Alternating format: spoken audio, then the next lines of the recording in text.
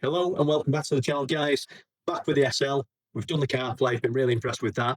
Now it's time to turn on to some more modifications. And with that, we're going to start with me attempting to tint these back windows, so I'm not sure how well this is going to go. I'm going to be honest, I've never had much success with window tints. I'm hoping because I can drop the roof on this, I can open it kind of halfway, and that should be a little bit easier. It is basically just a square window at the back. There's not really much of a curve to the window, so that should make it easier for me to do. The window tints I've bought are pre-cut as well, so again, hoping that makes it easier to do. It's literally just going to be the back window and the 2/4 at the back of the car, and yeah, that's basically going to get rid of the fishbowl effect and hopefully give me a bit of a nicer look from the outside, from the back.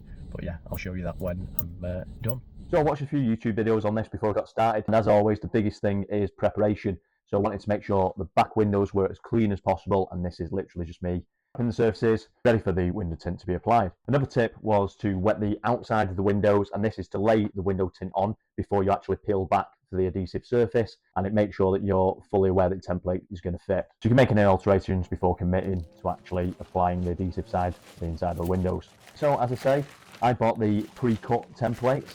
The idea of this was to make it as easy as possible, and I also opted for the ceramic version of the window tint, and that's supposed to be a lot better for UV and longevity of the actual tint itself. So when it came to the actual template and laying it on the back window there, I wasn't 100% happy with the template. It seemed to be too narrow and didn't quite cover enough width of that back window. So I wasn't very impressed, considering that this was meant to be a template specifically for the SL. Now I reckon I probably could work with it and with a little bit of stretch, make that fit exactly how it should, but the idea of a template and why you pay a little bit extra for these is for ease of install, surely. That definitely gave me even less confidence that I was going to make this work. But I cracked on and give it my best. Okay, so well, that was a fail. I don't know how many times now I've tried to tint windows. I've never ever had much luck. I had once doing a sunstrip on a Audi A8 that I did for myself, and it went on perfect first time, but actual windows, just not a skill I've got. So the actual tint film, I was worried it wasn't going to be wide enough. Essentially, the template actually was correct. It's very tight, but it is right, to be fair.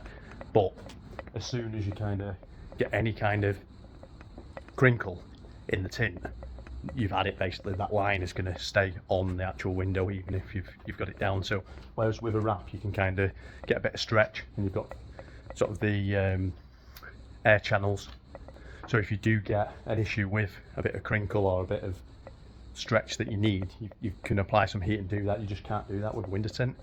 So what I've done, I have had a quick look at it while it was on, kind of in part, and it's definitely something I want to do on this car. So it's going to be one of those, send it to the professional, they can do that. And I'm going to switch to something that I can do now. I'm going to wrap the spoiler in gloss black, and there's a little panel that's body colour here.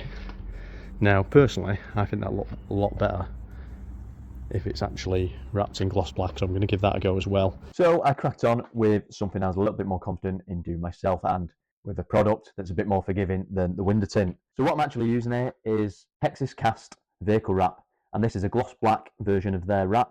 And I got this from the usual place, Star Vinyls. So if you do want to check out their website and what products they have, I'll drop a link in the description below. This Hexis product came with the air release technology, which makes wrap so much easier to actually work with and use. It's a lot more forgiving than standard wrap, and I wouldn't buy any wrap product that didn't come with that now. So with the wrap applied, this is the finished article. I wasn't 100% happy with my finished result on this. I did it in one go, but because it is quite a large area to cover and there's a lot of curves on there, it was a lot more difficult than I initially anticipated. I also wasn't too sure on how this actually came out. I think the contrast between the gloss black and the silver is just a little bit too much with the size of that spoiler. I think if it was a smaller ducktail spoiler, it would probably have gone, but I'd be interested to hear your views on it. You could drop us a comment below.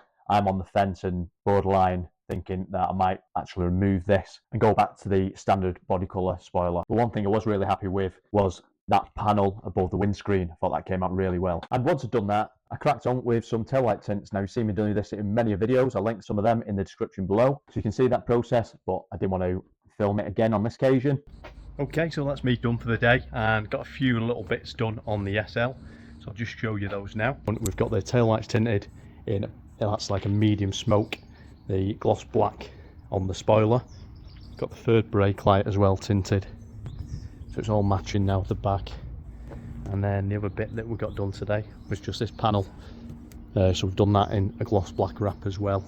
I just think it looks a lot better, a lot more seamless in terms of the roof aspect there now, personally. So managed to do that. And then really what we need to be looking at is wheels.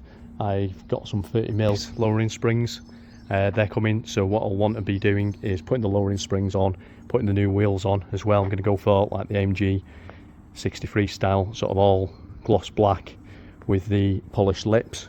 I think that'll tie in nicely with the bits of gloss black that I'm doing, the dechroming, but then still having the chrome Mercedes badging on here, and hopefully that'll all tie in together. But yeah, got a few bits and bobs done this weekend, and I think it looks really good from the back now as well. Definitely makes a big difference, that. And yeah, looking forward to getting the new wheels and getting it in the look that I want it in now. So I've had this for a little while just in standard, so I'm looking forward to having it in a spec that I actually like. I know it's not going to be to everyone's taste, but yeah, it's certainly going to be to mine. That's what it's all about, modifying cars. It's about doing it to your personal preference, not to everyone else's, otherwise things would be very boring. Okay, thank you very much for watching, and really appreciate if you could hit that like and subscribe button. And finally, if you do have any opinions on the SL, do let me know in the comments. I'd be really interested to know what people's opinions are on the modifications that I'm doing. The idea that I've got is that it's going to be like a night edition, my take on that. So it's going to be subtle changes, nothing too drastic. So yeah, I'd be really interested to hear if that's something you guys agree with, in terms of, you see the vision, do you think it looks good? But yeah, thank you very much for watching, and I'll see you in the next one.